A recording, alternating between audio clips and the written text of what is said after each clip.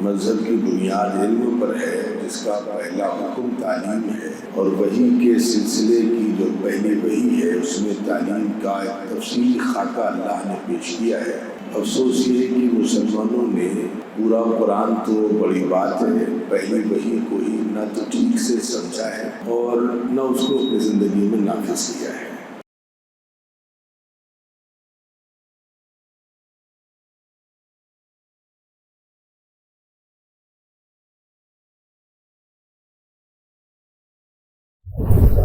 الذي علم بالقلم علم الإنسان ما لم يعلم صدق الله العظيم رب اشرح لي صدري ويسر لي أمري سبحانك لا علم لنا إلا ما علمتنا إنك أنت العليم الحكيم سبحان ربك رب العزة عما يصفون وسلام على المرسلين والحمد لله رب العالمين۔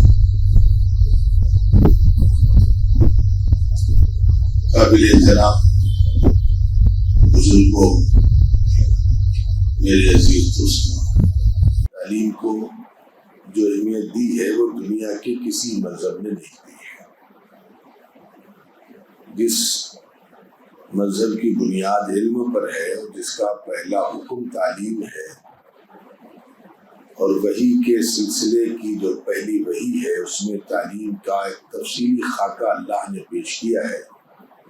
افسوس یہ ہے کہ مسلمانوں نے پورا قرآن تو بڑی بات ہے، پہلی وحی کو ہی نہ تو ٹھیک سے سمجھا ہے اور نہ اس کو اپنی زندگی میں نافذ کیا ہے۔ اسلامی نظام تعلیم میں اور دنیا کے دوسرے جو مذاہب ہیں یا جو نظام تعلیم ہے اس میں زمین آسمان کا فرق ہے۔ تعلیم کی اہمیت کے سبھی قائل ہیں، لیکن اسلام نے اس میں کیا انقلابی تبدیلیاں کی ہیں، اللہ کرے کہ مسلمان اس سے واقف ہو جاتا۔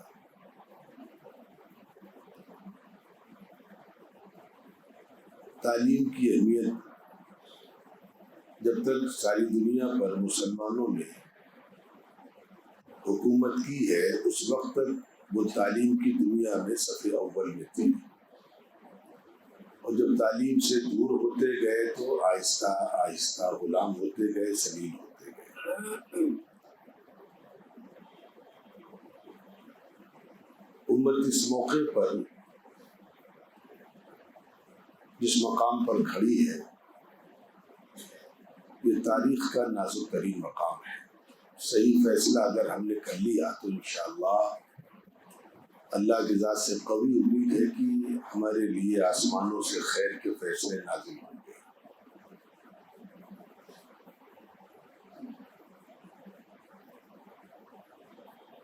میں آج آپ کی خدمت میں کوشش کروں گا کہ ایک مسئلہ صاف ہو جائے۔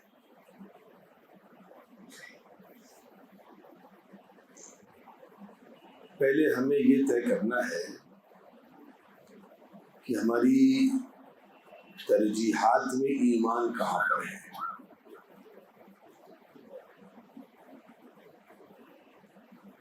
اور اپنی آنے والی نسلوں کی ایمان کی حفاظت ہمیں کیسے کرنی ہے۔ افسوس یہ ہے کہ اس وقت ایمان پر جو خطرے منڈلا رہے ہیں اس میں تعلیمی نظام کا بہت بڑا رول ہے، چاہے وہ مسلمان ہے یا غیر مسلم ہے۔ ابھی قریب ایک ہفتے کی پرانی بات ہے، میں اپنے کسی کام سے ندوے کی طرف جا رہا تھا۔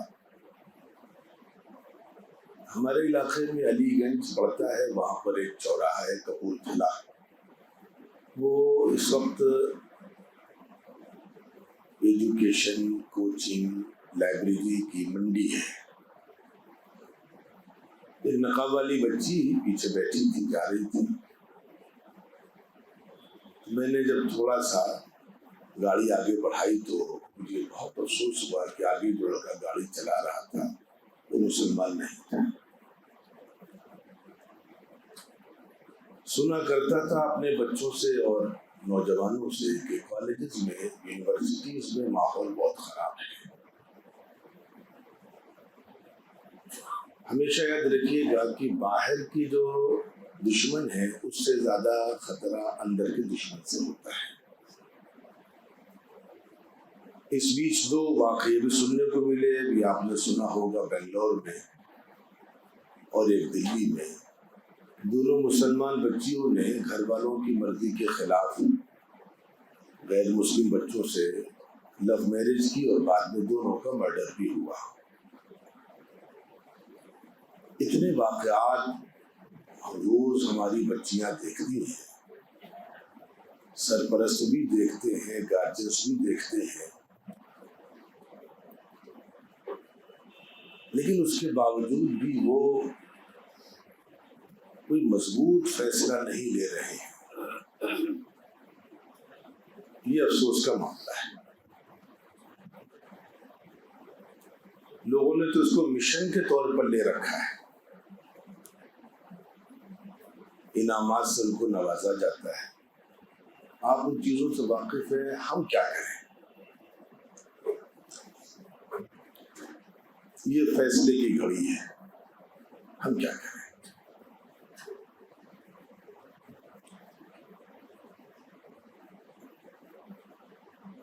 ہم نے حضرات صحابہ کی، پیغمبروں کی تاریخیں پڑھی اور فلسطین کا بھی تازہ ترین منظرنامہ ہمارے سامنے ہے۔ انہوں نے ایمان سے کوئی سمجھوتا نہیں کیا، جان دے دی، بچوں کو قربان کر دیا، سب ٹھیک ہے، لیکن اپنے ایمان سے کوئی سمجھوتا نہیں کیا۔ جو نیا تعلیمی نظام ہے اس میں کتنی خرابیاں ہیں، یہ ایک الگ مضمون ہے۔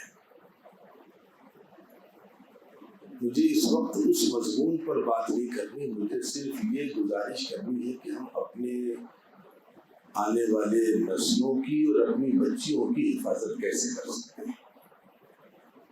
یہ ہمارا شرعی ذمہ فریضہ ہے ہمارے اوپر۔ اللہ تعالیٰ اس سلسلے میں بالکل کسی عذر کو قبول نہیں کریں گے۔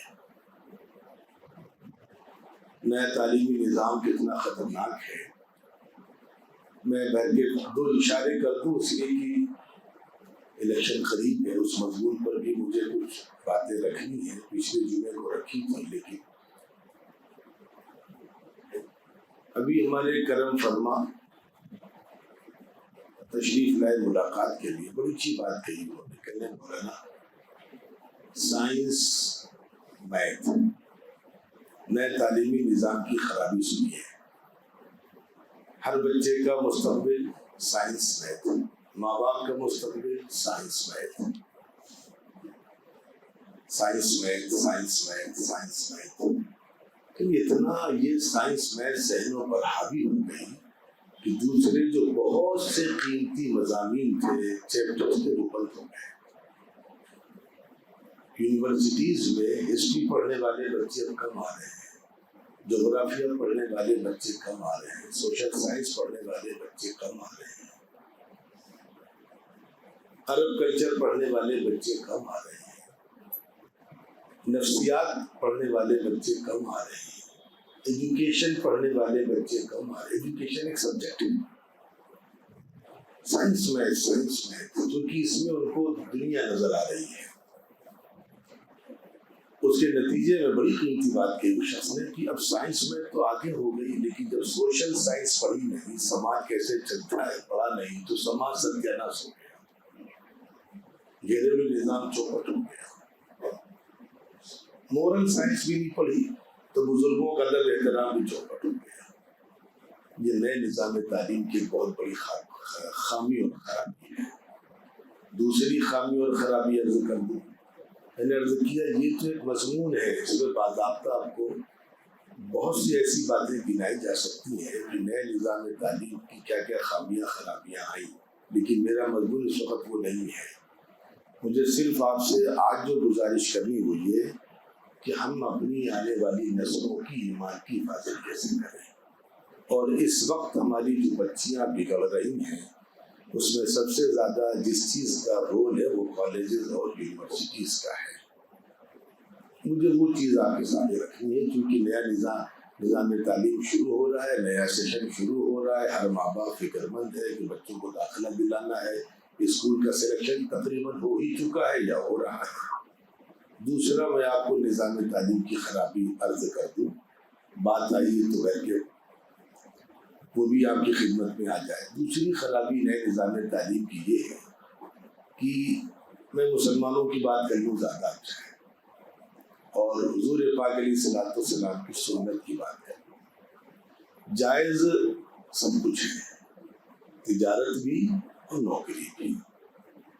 میں یہ نہیں کہہ رہا ہوں کہ کوئی چیز ناجائز ہے، لیکن اللہ کے رسول کو پسندیدہ تجارت ہے، اور بعض بزرگوں نے لکھا ہے کہ روزی کے 10 دروازے ہیں، تجارت میں 9 دروازے کھلتے ہیں، ملازمت میں 1 دروازہ کھلتا ہے۔ یہ اسلامی نظام میں نے آپ کے سامنے رکھا۔ اسلام میں تجارت ناجائز یا ملازمت ناجائز نہیں، دونوں جائز ہیں، لیکن اسلامی نقطہ نظر سے آپ دیکھیں گے تو اسلام تجارت کو پسند کرتا ہے، اجازت ملازمت کی بھی ہے۔ اب ہماری جو نوجوان نسل ہے، نئے نظام تعلیم کی خرابی بتلا رہا ہوں آپ کو۔ نوجوان نسل ہماری اور ان کے ماں باپ بھی، اور جو شہر کے بڑے بڑے چوراہوں پر لگے ہوئے بڑے بڑے بورڈز، سوشل میڈیا، ہر بچہ اس بات کی فکر میں لگا ہے کہ ہمارا ایڈمیشن IIT میں ہو جائے، IIM میں ہو جائے۔ ٹھیک ہے، اچھی چیز ہے، کوئی غلط چیز نہیں۔ مقصد کیا ہے IIT میں پڑھنے کا؟ مقصد کیا ہے؟ میں IIT IIM میں نے ٹاپ بات کر لی، 20 سب اس میں آ گئے۔ مقصد یہ ہے کہ ہمیں کسی MNC یعنی ملٹی نیشنل کمپنی میں اچھی جاب مل جائے گی۔ کیا پیکیج ہوگا؟ شروعات 1 کروڑ سے ہوگی، سال کی شروعات 50 لاکھ کی ہوگی۔ اچھی جائز، سب جائز ہے، ناجائز نہیں ہے، لیکن سوال یہ پیدا ہوتا ہے کہ پوری نئی نسل غلام بننے کے لیے کس قدر پریشان ہے۔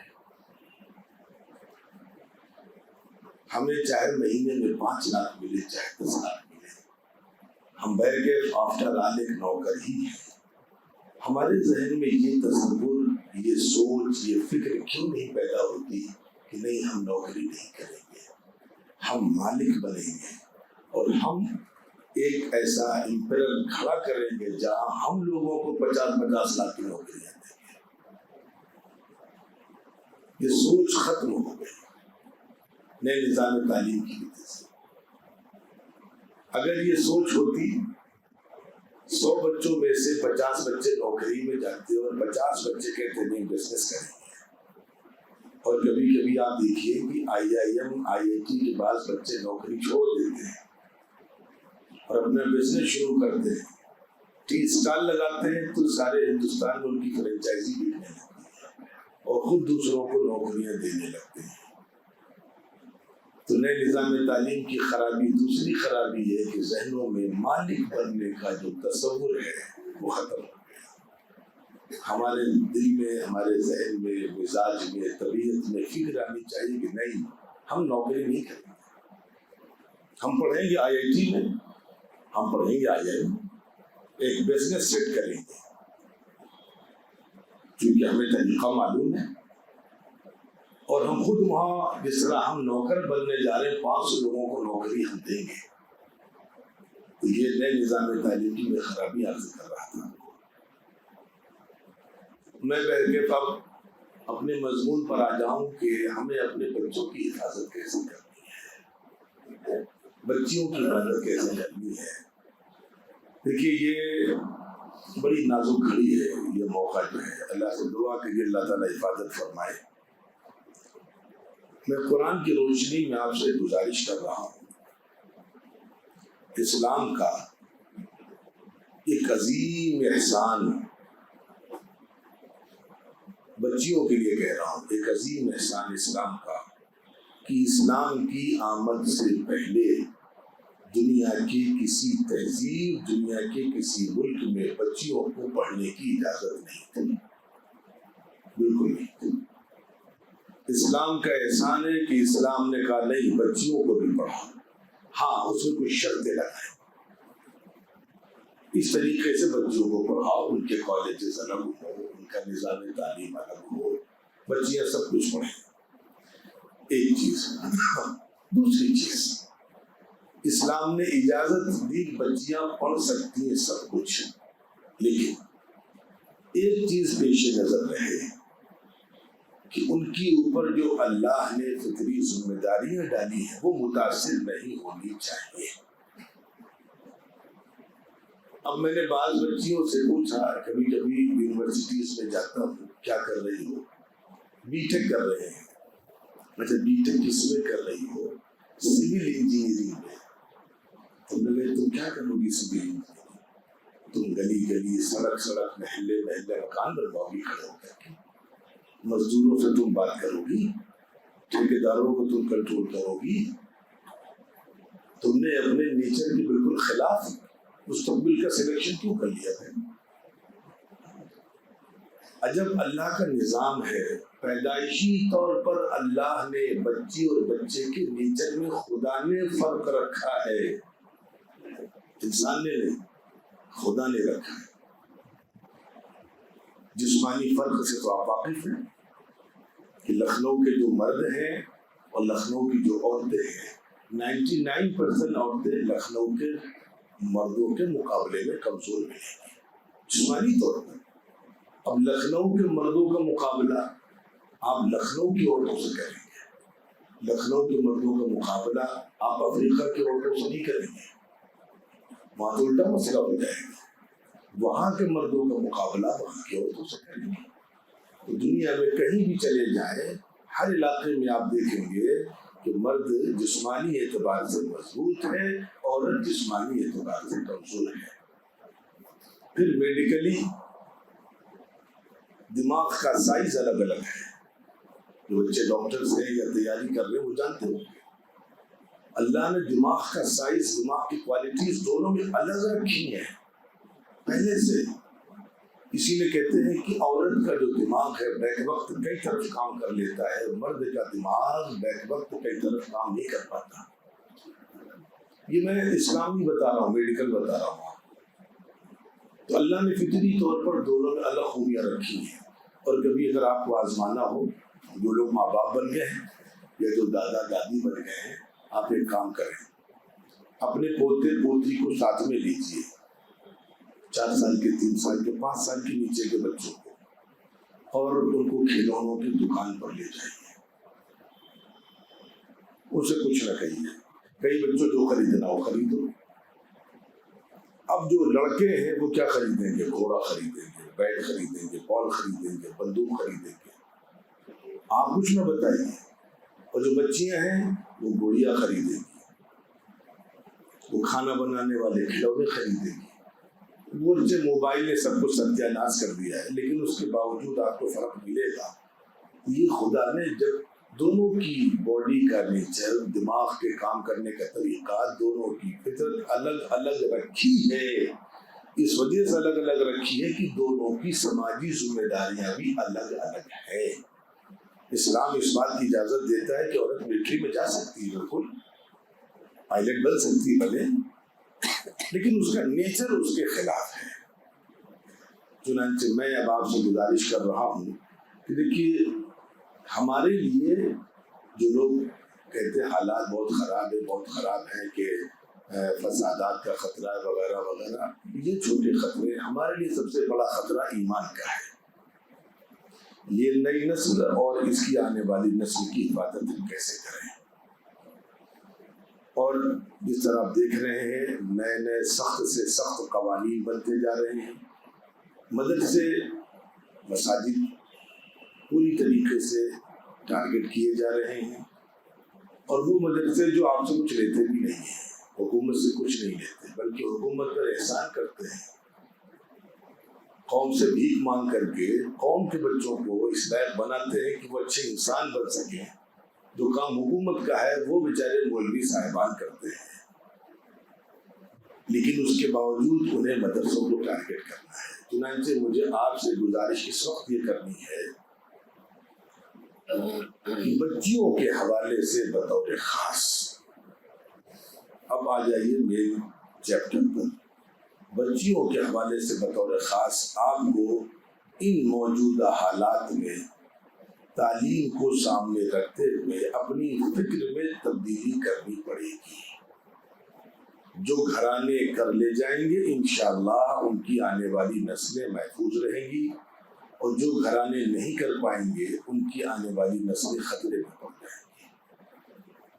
میں یہ نہیں کہہ رہا کہ آپ بچیوں کو ڈاکٹر نہ بنائیے، انجینئر نہ بنائیے، وہ آپ کی مرضی ہے، جہاں چاہیں لے جائیے، لیکن آپ پہلے دیکھ لیجئے کہ ہماری بچی اس ماحول میں محفوظ رہ پائے گی یا محفوظ نہیں رہ پائے گی۔ بچیاں تو بچیاں ہیں، ماحول اتنا خطرناک ہے کہ سمجھانے کے لیے بات کہی جاتی ہے کہ فرشتے ڈگمگا جائیں گے۔ فرشتوں کو اگر بھیج دیا جائے تو فرشتے ڈگمگا جائیں گے۔ بچیاں تو بچیاں ہیں، اور جب معلوم ہے کہ وہ ناقص العقل ہیں، اور روز واقعات ہم کو سننے کو ملتے ہیں کہ جن ماں باپ نے پیدا کیا، پڑھایا لکھایا، پالا پوسا، 25 26 28 30 سال تک قربانیاں دی، پیسہ خرچ کیا، جائز ناجائز آرزویں تمنائیں خواہشیں پوری کری، ایک بچی کو اپنے ماں باپ پر بھروسہ نہیں ہے، اس کو فیس بک پر بھروسہ ہے، اور نہ لڑکے کی شکل دیکھی ہے، فیس بک پر دوستی کر لی ہے، فیس بک پر لڑکی لڑکے بن جاتے ہیں، لڑکے لڑکی بن جاتے ہیں، تصویریں دوسروں کی لگا دی جاتی ہیں، کچھ اور لکھا جاتا ہے، اور پھر تازہ مثال کی وہ بیوقوف وہاں سے پاکستان سے 4 بچوں کو لے کر کے چلی آئے۔ ان چیزوں کو دیکھنے کے بعد بھی کیا ہمیں ابھی شک ہے کہ بچیوں کی نفسیات بہت مضبوط ہے؟ نہ، انہیں فیس بک پر 4 دن کی دوستی پر، 2 میٹھے بولوں پر، اور 4 عشقیہ شاعری پر یہ اپنی سب کچھ زندگی قربان کرنے کو تیار ہو جاتی ہے۔ دیکھتی ہیں روز سوشل میڈیا یہ بھی دکھلاتا ہے کہ روز حادثے ہو رہے ہیں، کرناٹک کی لڑکی کا مرڈر، 20 سال کی لڑکی، 20 سال کی لڑکی، مسلمان لڑکا 30 سال کا غیر مسلم شادی شدہ۔ لیکن تمہاری آنکھیں بند ہو گئی ہیں، تمہاری عقل گھاس چرنے چلی گئی ہے، کیا ہو گیا تمہیں؟ اور پتہ چلا کہ شادی شدہ سے اس کا نظام بنا، اور جب لڑکی نے شادی پر دباؤ ڈالنا شروع کیا تو مرڈر کر دیا، اور اس مرڈر کیس میں قاتل کو کچھ ہوتا بھی نہیں ہے، قاتلوں کو خوب اطمینان ہے کہ چند دن کی وہ فارمیلٹیز کی جائے گی، بعد میں کون مدعی، کون قاضی، کون عدالت، کون گواہ۔ اس کے بعد بھی ہماری بچیاں ہوش کے ناخن نہیں لے رہی ہیں۔ تو خدا کے واسطے مجھے آپ حضرات سے گزارش کرنی ہے کہ اللہ کے واسطے یہ جو موقع ہے بہت ایک انتہائی نازک، پوری امت نازک موڑ پر کھڑی ہے، اگر اس موقع پر ہم نے ایک فیصلہ کر لیا کہ ہم بچیوں کی تعلیم کے حوالے سے چند فیصلے کریں۔ نمبر 1، ہم اپنی بچیوں کو سب سے پہلے کسی بھی طریقے سے آن لائن کورسز کرا کر کے، مقامی کسی مدرسے مکتب میں بھیج کر کے، کسی مقامی مولوی مولویہ عالمہ کو لگا کر کے، جیسے تیسے بنے ان کی ایمان کی بنیادوں کو اتنا مضبوط کر دیں۔ پہلا کام یہ ہماری شرعی ذمہ داری ہے، سب سے پہلا کام شروعات یہیں سے ہوگی، اتنا مضبوط کر دیں کہ وہ، جیسے کہ مسلمان کے سلسلے میں انگریزوں نے جب یہاں پر محنت کی 40-50 سال تو یہی کہا تھا کہ یہ شراب پی لیتے ہیں، زنا کر لیتے ہیں، قتل کر دیتے ہیں، دھوکہ دیتے ہیں، لیکن کیا کریں، یہ ایمان کا سودا نہیں کرتے ہیں۔ ہمارے بزرگوں نے کیسی تربیت کی تھی اپنی نسلوں کی، ایک مسلمان سے سب کچھ ممکن ہے لیکن اپنے ایمان کا سودا نہیں کر رہا ہے۔ اس موقع پر ہمیں بچیوں کے حوالے سے نیا تعلیمی نظام شروع ہو رہا ہے، آپ جو چاہے کریں۔ تو پہلی چیز یہ جلدی سے عرض کر دوں، انشاءاللہ اپنی تعلیم پر اگلے ہفتے بھی باتیں دوں گا۔ دوسری بات یہ کہ ہم جب ان کا داخلہ کرانے جائیں، چاہے اسکول 20 نہیں 19 18 17 ہو 16 ہو 15 ہو، ہم کوشش کریں کہ مسلمان کے اسکول میں ان کا داخلہ کرائیں۔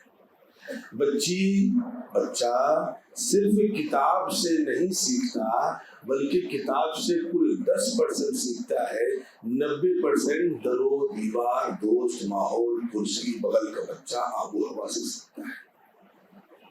یہ بھول جائیے آپ، 90% وہ کلچر سے، ماحول سے سیکھتا ہے۔ تو خدا کے واسطے میں کہہ رہا ہوں کہ تعلیم میں کچھ آپ کمپرومائز کر لیجئے، ٹیوشن سے چاہے وہ تعلیم کی کمزوریوں کو دور کرائیے، لیکن طے کریے کہ نہیں ہمیں مسلم اسکول میں ہی بچیوں کو بھیجنا ہے۔ نمبر 3، اگر مسلم اسکول آس پاس نہیں ہے تو پھر کسی ایسے اسکول کا آپ انتخاب کریں کہ جہاں پر صرف لڑکیاں پڑھتی ہوں اور کم از کم وہ آپ سے کسی حد تک آپ کی چند چیزوں کو ماننے کو تیار ہو جائے۔ دیکھیے بس جلدی سے ایک بات کہہ دوں، وقت پورا ہو رہا ہے، فطرت کا بڑا اثر پڑتا ہے۔ پینٹ شرٹ پہننا حرام نہیں ہے۔ اگر آپ مجھے کہیں اتفاق سے مولانا آپ کو ہم 2 لاکھ روپے دیں گے، آج آپ پینٹ شرٹ پہن کر آئیے، بیان کریے، تو جائز ہے، لیکن میری ہمت نہیں پڑے گی پینٹ شرٹ پہننے کی۔ کیوں؟ میں نے بچپن سے نہیں پہنا، عادت نہیں ہے، اٹپٹا سا لگے گا۔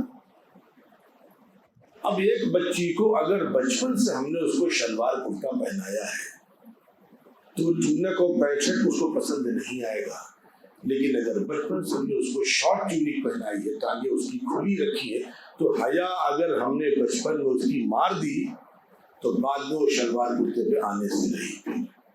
پھر آپ مولوی کے پاس دعائیں کرائیں، ان دعاؤں کو کبھی قبول نہیں ہوگی۔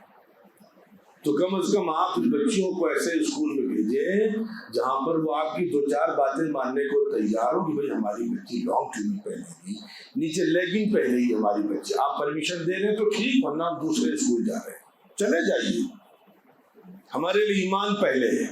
بہتر تو تھا ہم اپنا ہی اسکول شروع کرتے، لیکن مجبوریوں میں یہ کام کر لیں خدا کے واسطے، اور پھر چھوڑنے آپ جائیے، لینے آپ جائیے۔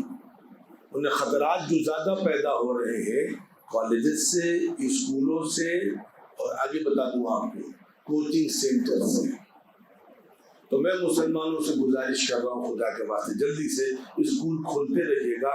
آپ پڑھے لکھے لوگ ہیں، اپنے اپنے علاقے میں اگر آپ کوچنگ سینٹر ہی کھول دیجئے جلدی سے، تو امید ہے کہ انشاءاللہ بہت سی بچیاں خطرے سے بچ جائیں گی۔ ہمیں پہلی فکر اس وقت یہ کرنا ہے کہ اپنی بچیوں کو کیوں بچائیں۔ اچھا ہم ان بچیوں کی فکر کیوں کر رہے ہیں؟ اس لیے کہ آنے والی نسلیں انہی پر ڈیپینڈ کرتی ہیں۔ اگر ہم بچیوں کو بچا لے گئے تو یقین جانیے 50 سال کے لیے انشاءاللہ ہم اپنے نسلوں کی ایمان کی حفاظت کا سامان کر گئے۔ اللہ تعالیٰ ہمیں کچھ سوچنے، سمجھنے اور عمل کرنے کی توفیق عطا فرمائے۔ والسلام علیکم ورحمۃ اللہ وبرکاتہ۔